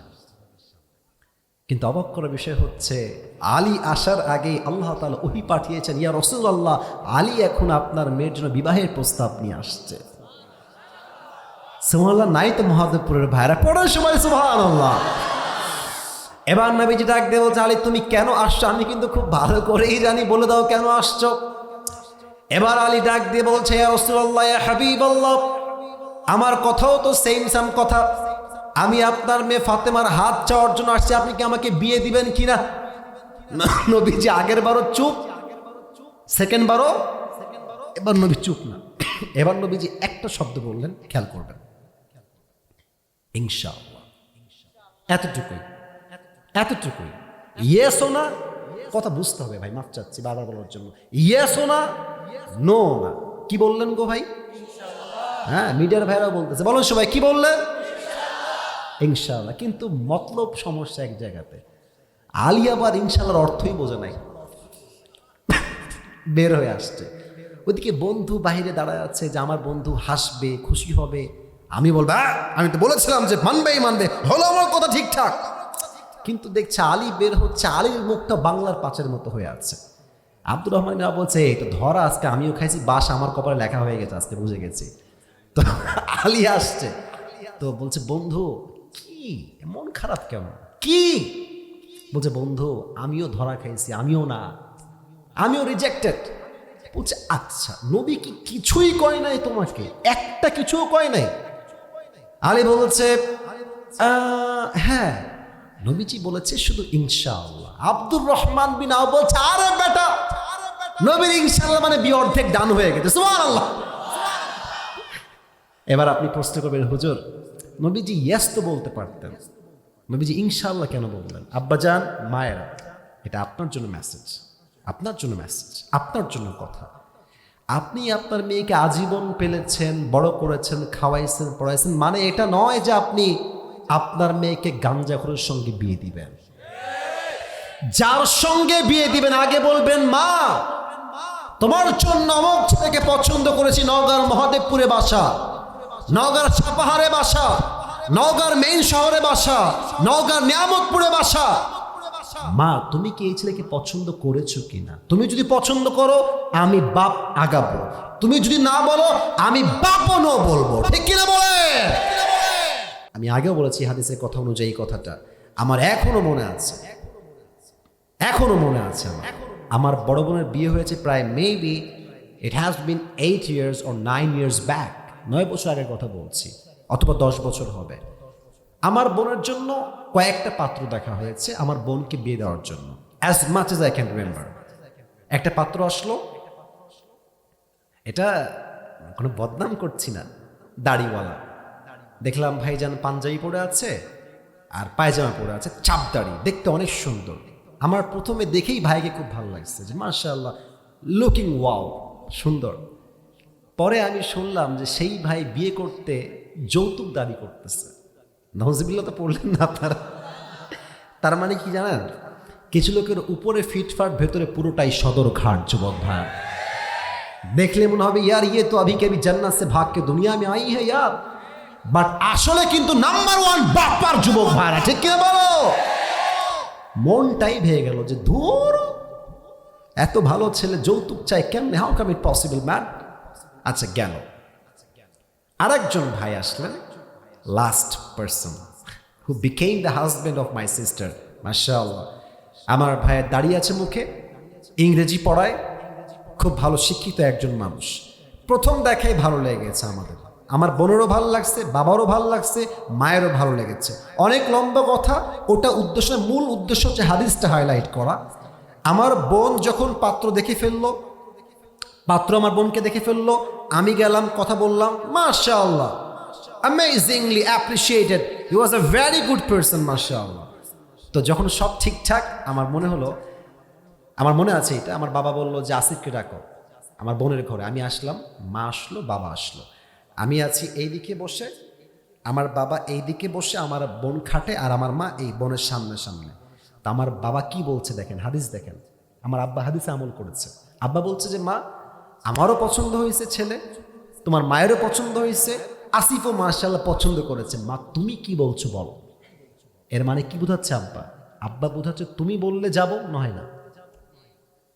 কথা ঠিক আছে কিনা আমাকে বলতে হবে। মানে মা তুমি যদি বলো ইয়েস আমিও বলবো, তুমি বললে ইয়েস আমি বলবো, তুমি যদি বলো নো আমি বলবো। হ্যাঁ, নবীর শিক্ষা। নবী ইনশাআল্লাহ বলেই ফাতেমার কাছে, আম্মা জান ফাতেমা কোথায় তুমি, এদিকে আসো। আব্বা জান কি হয়েছে আপনার, কি বলবেন আপনি? নবীজি ডাক দিয়ে বলছে, ফাতেমা তোমার জন্য এই তল্লাটে সবচাইতে চরিত্রবান যুবকের সন্ধান আমি পেয়েছি পাত্র হিসেবে। ফাতেমা ডাক দিয়ে বলছে, আব্বা জান মাসমুহ, ওই ব্যক্তির নাম কি? নবীজি ডাক দিয়ে বলছে, ফাতেমা ওই ব্যক্তির নাম হলো ইসমুহু আলী, তুমি কি রাজি? তো হাদিসে আসছে যে ফাতেমা ইয়াস না, নো না, কিছুই না। ফাতেমা কিছুই করে না, খালি একটা দাঁত বের করে মুচকি হাসি দিয়েছে। আর হাদিসে আসছে বিয়ের ক্ষেত্রে মেয়ের ইয়াস বলা জরুরি নয়। মেয়ে যদি একবার মুচকি হাসি দেয়, বাপকে বুঝে ফেলতে হবে দাল মে কুছ কালা তো জরুর হ্যাঁ। তো ফাতেমার সঙ্গে আলীর বিয়ে হয়ে গেল। বলছে আল্লাহ আমার চিন্তার বোঝা ফাতেমার বিয়ে কার সাথে হবে? আল্লাহ বলছে নবী কোনো টেনশন নাই, আল্লাযী আনকাদা যহরাক, আপনার পিঠের বোঝা যেখানে আমি আল্লাহই হালকা করে দিব। সুবহানাল্লাহ। এটা হচ্ছে সেই আয়াতের ব্যাখ্যা। নবীর টেনশন একমাত্র আল্লাহই দূর করবে। বলেন সবাই, দূর করবে কে? এবার আসেন, আল্লাহ বলছেন ওয়ারাফা'না লাকা যিকরাক। নবীর উম্মত হতে পেরে আমরা সবাই খুশি না? নবীর উম্মত হতে পেরে আমরা সবাই খুশি না? শুধু এই জন্য যে আমরা নবীর উম্মত, সকলেই পড়েন আলহামদুলিল্লাহ। আচ্ছা আচ্ছা আচ্ছা আচ্ছা আচ্ছা, বাজে রাত 11:40। আমার ওয়াজ শুরু হয়েছে ঠিক 10:30 একটু পরে, 12টা পর্যন্ত কি আজকে ওয়াজ হবে না? সবাই একটা কাশি দেন, একটা চাদরওয়ালা, চাদরওয়ালা, বসো বসো, ওয়াশরুমে যাবে, 1 নাম্বার দেখাচ্ছে আমাকে। সবাই তাকবীর দেন, লিল্লাহি তাকবীর। আচ্ছা, আমার দিকে তাকাই বলেন, আমার মুখে এটা চাপ, এটা কি গো? চাপ দাড়ি। আমাকে কি দাড়ি রেখে অসুন্দর লাগতেছে? শুনি নাই, অসুন্দর লাগতেছে, আনস্মার্ট লাগতেছে। ওয়ারফা'না লাকা যিকরাক, নবী আপনার যেই দাড়ি, আপনার যেই চেহারা, আপনার যেই স্ট্রাকচার, আপনার যে বডি, আপনার যেই দেহ, এই পুরো দেহকে আমি আল্লাহ তাআলা পুরো পৃথিবীর চাইতে আরো বেশি সুন্দর করে বানিয়েছি। সুবহানাল্লাহ পড়ে। অনেক মেয়ে আছে দেখবেন দাড়ি রাখলে বিয়ে করতে চায় না, বলে দাড়িওয়ালা পছন্দ না। কিছু মেয়েদের দাড়িওয়ালা পছন্দ না, দিনদার পছন্দ না, গাঞ্জাখোর পছন্দ। বলেন তো, দাড়ি রেখে নবী কি অসুন্দর ছিলেন? নবীর মতো সুন্দর কে এই তল্লাটা দ্বিতীয় আর কেউ হতে পারে? যাদের চেয়ে সুন্দর তুমি, নবী আমার কামলিওয়ালা, দো জাহানের বাদশাহ তুমি, প্যারা নবী সাল্লাল্লাহু আলা, দো জাহানের বাদশাহ তুমি, প্যারা নবী সাল্লাল্লাহু আলা, চাঁদের চেয়ে সুন্দর তুমি, নবী আমার কামলিওয়ালা। সুবহানাল্লাহ পড়েন সবাই। একদিন নবীজি চাচার ঘরে বসে আছে আবু তালেব। আবু তালেব বলছে, মোহাম্মদ, ও ভাতিজা, তুমি যে সাধারণ কোনো মানুষ নও এটা আমি তোমার জন্মের আগ থেকেই জানি। সুবহানাল্লাহ নাই যে সবার? তুমি যে সাধারণ কোনো মানুষ নও তোমার জন্মের আগ থেকেই আমি জানি। নবীজি বলছে, আরে কি কথা এটা? আমার জন্মের আগ থেকে আপনি জানেন যে আমি সাধারণ মানুষ নই? হাউ ক্যান ইট পসিবল চাচা? আপনি জানলেন কেমনে চাচা? চাচা বলছে, মোহাম্মদ, প্রত্যেক মায়ের পেট যখন সন্তান গর্ভে আসে, মায়ের যন্ত্রণা বেড়ে যায়, কষ্ট বেড়ে যায়, মা ঘুমাতে পারে না, খাইতে পারে না। বাট আমার স্পষ্ট মনে আছে, তুমি যখন তোমার মায়ের গর্ভে আসছো তখন থেকে নিয়ে তোমার ডেলিভারি পর্যন্ত তোমার মায়ের পেটে এক চুল পরিমাণ কোনো ব্যথা অনুভব হয় নাই। আচ্ছা, এই নওগাঁতে আপনাদের আছে না, এই যে এটাকে কি বলে, কুয়া, নাম তো শুনছেন নাকি? এই কুয়াতে আমরা কি দিয়ে পানি তুলি? বালতি। স্যারও বলছে আমরা কি দিয়ে তুলি? আচ্ছা, বালতির উপরে কি বাধা থাকে? কি বাধা থাকে? রশি। তো দেখবেন কুয়া হচ্ছে এইটা, আর পানি হচ্ছে নিচে, এই জন্য লাগে রশি আর বালতি। রশি দিয়ে আমরা বাঁধি, পানি আমরা তুলি, এমনি নিয়ে যখন যায় টান দেয়। হায় হায় হায়, নবী যখন মায়ের গর্ভে আছে, নবীর মা আমেনা পানি আনতে গিয়েছে, অন্যদিন রশিতে বালতি বেঁধে নামিয়ে পানি তুলতে হয়। নবী যখন মায়ের গর্ভে আছে, পানি তোলার জন্য বালতিও লাগে নাই, রশিও লাগে নাই, অটোমেটিকলি কুয়ার পানি নিচ থেকে উপরের দিকে উঠে আসছে। নবীর মায়ের পেটে নবীজি আছেন, নবীর মা হাঁটছেন রাস্তা দিয়ে, প্রখর রোদ, এত রোদ যে মাথার চাঁদি ফেলে যাবে রোদের যন্ত্রণার তাপে।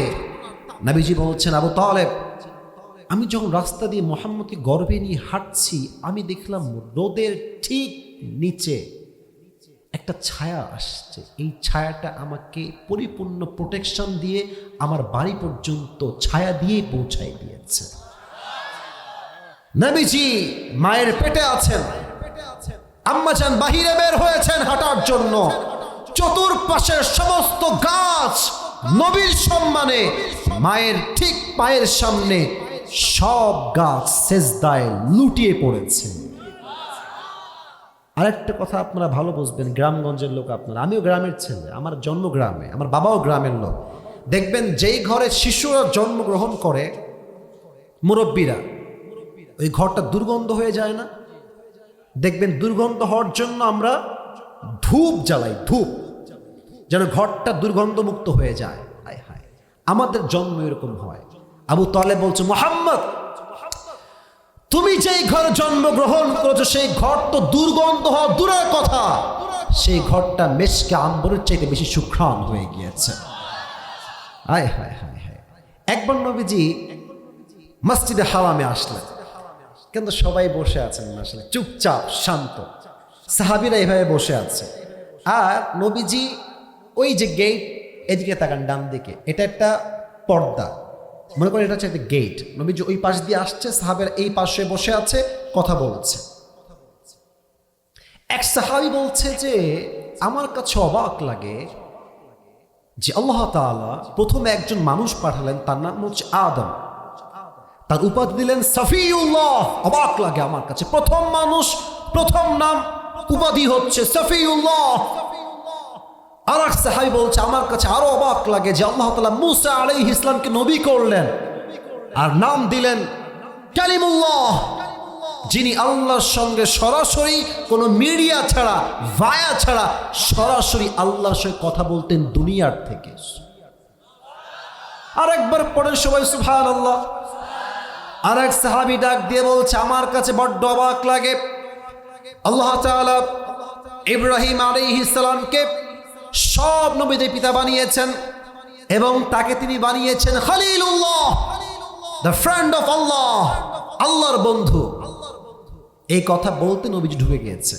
নবী বলছে এই সাহাবা একরাম শোনো, তোমরা যা যা বলেছো আমি সব শুনেছি, যা যা বলেছো তাই তাই শুনেছি, বাট মনে রেখো খালিলুল্লাহ মানে হচ্ছে আল্লাহর বন্ধু, বাট আমি নবী খালিলুল্লাহ নই, আমি হচ্ছি হাবিবুল্লাহ।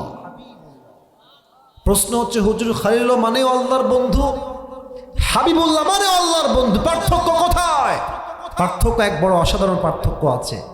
খালিলুল্লাহ মানে সেই বন্ধু যেই বন্ধু আল্লাহর খুশির জন্য কাজ করে, আর হাবিবুল্লাহ মানে সেই বন্ধু যেই বন্ধু খুশি করার জন্য আল্লাহ নিজেই কাজ করে যায়। কোন সুবহানাল্লাহ।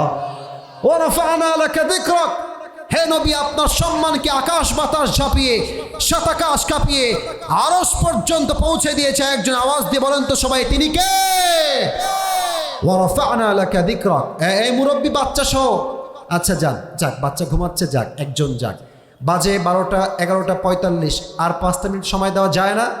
আচ্ছা আমি শুধু তর্জমা করে শেষ করছি। আচ্ছা আমি খুব ভালো লাগলো আপনাদেরকে যে আপনারা আসলেই ভদ্র মানুষ, এত লোক বসে আছে মাশাআল্লাহ, কোনো রকম সাউন্ড নাই, জাস্ট ঠিক বে ঠিক ছাড়া, ঠিক কিনা বলে? আচ্ছা তাহলে প্রথম 4 আয়াত হচ্ছে নিয়ামত, আল্লাহ নবীকে কি নিয়ামত দিয়েছে। 5 এবং 6 হচ্ছে সান্ত্বনা, ফাইন্না মাআল উসরি ইউসরা, ইন্না মাআল উসরি ইউসরা, কষ্টের সাথেই আছে সুখ, অতএব হতাশ না হয়ে ভরসা করবেন এক সত্তাকে। আওয়াজ দিয়ে বলেন সবাই, তিনি কে?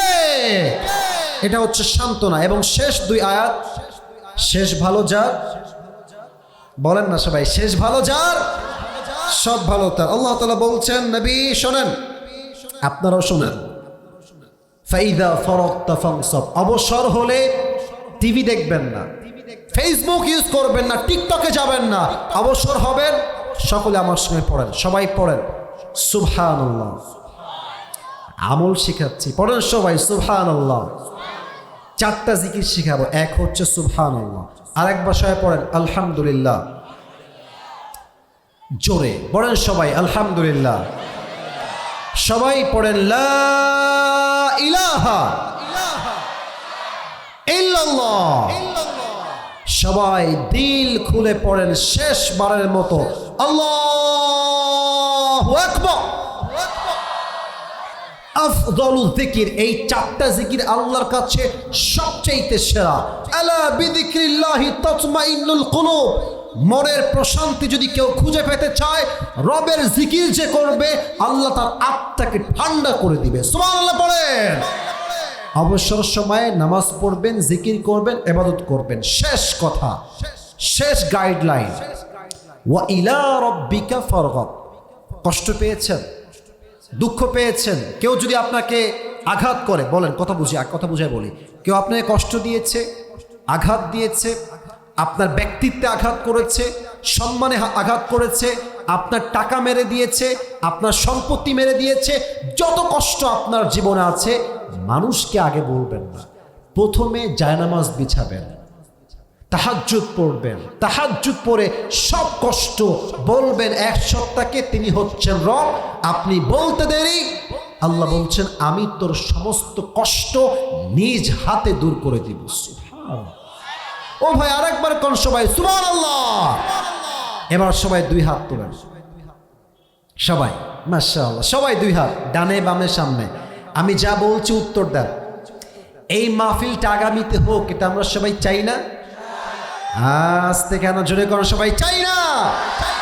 আমি যা বলতে বলছি সবাই বলেন, বলেন সবাই হুজুর ওয়াদা শেষ ভালো যার সব ভালো তা, বলেন সবাই হুজুর আমরা ওয়াদা করছি আজ ওয়াজ শেষ করে দোয়া করে একসাথে বাসায় যাব।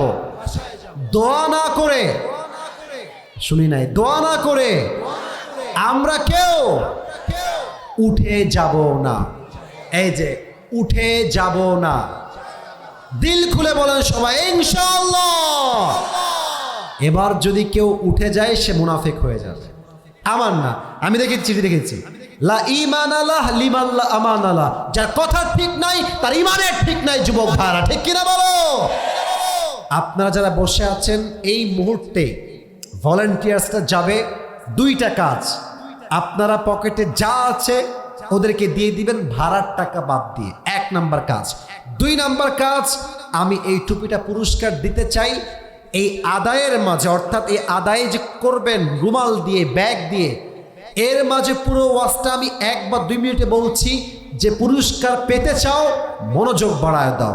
ভলান্টিয়ার্স গো ব্যাক, সবাই ফিরে যাও আপন আপন জায়গায়। সবাই তাকবীর দেন, লিল্লাহি তাকবীর। এই পেছনে যারা বসে আছো উঠলে খবর আছে কিন্তু তোমাদের। এই ছেলে পেলে দেখতে পাচ্ছ তোমাদের সবাইকে আমি, উঠলে মায়ের আছে বলে। আজ আমরা এদিকে তাকান, সবাই এদিকে, ঠান্ডা মাথায় বলি। আজ আমরা কত নম্বর পারা থেকে তাফসীর শুনেছি? 30। বলেন সবাই কত নম্বর পারা? সূরাটার নাম হচ্ছে সূরাতু আলাম নাশরাহ। এটা কত নম্বর সূরা কে বলতে পারে? 94তম সূরা। এই সূরা আয়াত সংখ্যা মোট কয়টা? রুকু সংখ্যা কয়টা? 1টা। মাশাআল্লাহ, সবাই এখন বলবেন। শেষে গিয়ে জাস্ট একজনকে আমি সুযোগ দিব। তাকান, এই সূরার ভিতরে আল্লাহ তাআলা 3টা ভাগ করেছেন। বলেন সবাই কয়টা ভাগ? 1 হচ্ছে নিয়ামত, বলেন সবাই 1 হচ্ছে কিমত, 2 হচ্ছে সান্ত্বনা, আর 3 হচ্ছে দিক নির্দেশনা। আল্লাহ নবীকে নিয়ামত দিয়েছেন মোট 3টা এই আয়াতে। বলেন সবাই কয়টা? 1, এই নবীর হৃদয়কে প্রশস্ত করে দিয়েছে, সাহস দিয়েছে, শক্তি জুগিয়েছে একজন। আওয়াজ দিয়ে বলেন তো সবাই তিনি কে? 1 নাম্বার নিয়ামত। 2, নবীর পিঠে যত চিন্তার বোঝা ছিল সমস্ত চিন্তার বোঝাকে দূর করেছে একজন। আওয়াজ দিয়ে বলেন সবাই তিনি কে? 3 নাম্বার নিয়ামত হচ্ছে আল্লাহ নবীর সম্মানকে আরশ পর্যন্ত পৌঁছায় দিয়েছে। সুবহানাল্লাহ পড়বেন না সবাই? তাহলে যে দাঁড়াবেন তাকে বলবে, এই ভাই তুমি বলো যে আল্লাহ নবীকে কি কি নিয়ামত দিয়েছে। তুমি বলবা আল্লাহ নবীকে 3টা নিয়ামত এই আয়াতে দিয়েছে। 1, নবীর সিনাকে আল্লাহ খুলে দিয়েছেন। 2, আল্লাহ নবীর চিন্তাকে দূর করে দিয়েছেন। 3, নবীর সম্মানকে আকাশচুম্বী মর্যাদা দিয়েছে একজন। আওয়াজ দিয়ে বলেন সবাই তিনি কে? এবার বলবো ভাই 2 নাম্বার ভাগে কি আছে? আপনি বলবেন 2 নাম্বারে আছে আল্লাহ নবীকে দিয়েছেন সান্ত্বনা। বলেন সবাই কি না? সান্ত্বনা কি ছিল? কষ্টের সাথেই আছে স্বস্তি। আমি বলছি, আপনারা রিপিট করবেন আমার পরে। কষ্টের সাথেই আছে ফাইন্না মাআল উসরি ইউসরা, ইন্না মাআল উসরি ইউসরা। 2 নাম্বার শেষ। 3 নাম্বার কি ভাই? আপনি বলবেন হুজুর 3 নাম্বার হচ্ছে ইনস্ট্রাকশন, গাইডলাইন, দিক নির্দেশনা। মোট 2টা। বলেন সবাই মোট কয়টা? 1। খুবই সহজ। 1 হচ্ছে অবসর হলে সময় নষ্ট আমরা কেউ করব না, সকলে আমরা জিকির পাঠ করব। সকলেই পড়েন সুবহানাল্লাহ, সকলেই পড়েন আলহামদুলিল্লাহ, পড়েন সবাই লা ইলাহা ইল্লাল্লাহ, পড়েন সবাই আল্লাহু আকবার।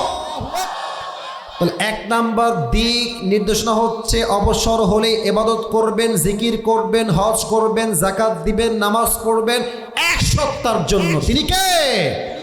আর 2 নাম্বার গাইডলাইন হচ্ছে কষ্ট পেলে, আঘাত পেলে, দুঃখ আসলে বউকে আগে নয়, মাকে আগে নয়, পরিবারকে আগে নয়, বন্ধুকে আগে নয়, প্রথমত ডিরেক্টলি যোগাযোগ করবেন আগে এক সত্তার সাথে। শেষবার বলেন না সবাই মিলে, তিনি কে?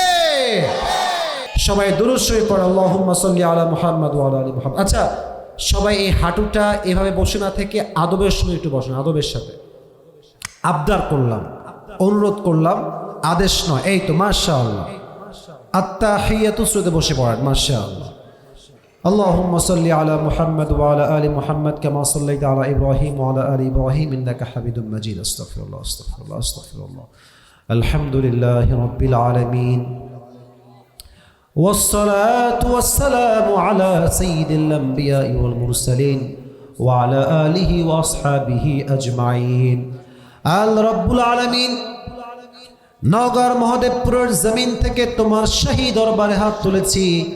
আমার যুবক ভাইয়েরা, মুরব্বী আব্বাজানরা তোমার শাহী দরবারে হাত তুলেছে, মায়েরা বোনেরা হাত তুলেছে। আল্লাহ, আমি অধমের কথায় ভুল হতে পারে, ত্রুটি হতে পারে, আল্লাহ মেহেরবানি করে ভুল ত্রুটিগুলো ক্ষমা করে দিয়ে আমাদের সবাইকে তুমি সঠিক কথা অনুযায়ী আমল করার তৌফিক দান করে দাও আল্লাহ। আল রব্বুল আলামিন, দয়া করে মেহেরবানি করে আজকের এই মাহফিল বাস্তবায়ন করবার জন্য কলিজার টুকরা যুবক ভাইরা, মুরব্বী আব্বাজানরা দিন রাত পরিশ্রম করেছে, কষ্ট করেছে আল্লাহ। মাথার ঘাম পায়ে ফেলেছে, কেউ টাকা দিয়ে, কেউ অর্থ দিয়ে, কেউ শ্রম দিয়ে, কেউ মেধা দিয়ে, যে যেভাবে সহযোগিতার হাত বাড়িয়ে দিয়েছে, সকলের দানকে, অর্থকে, কষ্টকে তুমি তোমার নাজাতের ওয়াসিলা হিসেবে, বান্দার নাজাতের ওয়াসিলা হিসেবে কবুল এবং মঞ্জুর করো না আল্লাহ। আল রব্বুল আলামিন, আমাদের মধ্য হতে অনেকের জনম দুঃখিনী আম্মা যান, জনম দুঃখী আব্বা যান বিদায় নিয়ে অন্ধকার কবরে চলে গিয়েছে। সকলের কবরকে তুমি জান্নাতুল ফেরদাউসের টুকরা হিসেবে কবুল এবং মঞ্জুর করে নাও আল্লাহ। আল রব্বুল আলামিন, দয়া করে মেহেরবানি করে যেই সমস্ত যুবক ভাইরা আজকের মাহফিলে তোমার শাহী দরবারে হাত তুলেছে, মুরব্বীরাও হাত তুলেছে আল্লাহ, আমাদের জীবনে অনেক অন্যায় আছে, অনেক জুলুম আছে, অনেক গুনাহ আছে আল্লাহ। মেহেরবানি করে আমাদের জীবনের সমস্ত গুনাহ খাতাকে তুমি মাফ করে দাও আল্লাহ। আল রব্বুল আলামিন, এই লক্ষণপুর আন-নূর ফুরকানিয়া মাদ্রাসাকে তুমি তোমার ইসলামের দুর্গ হিসেবে কবুল এবং মঞ্জুর করে নাও আল্লাহ। এই মাদ্রাসার ছাত্রদেরকে তুমি, ওস্তাদদেরকে তুমি, যারা কমিটির সদস্য হিসেবে আছে আল্লাহ, সবাইকে তুমি ইসলামের খাদেম হিসেবে পরিপূর্ণরূপে কবুল এবং মঞ্জুর করে নাও আল্লাহ।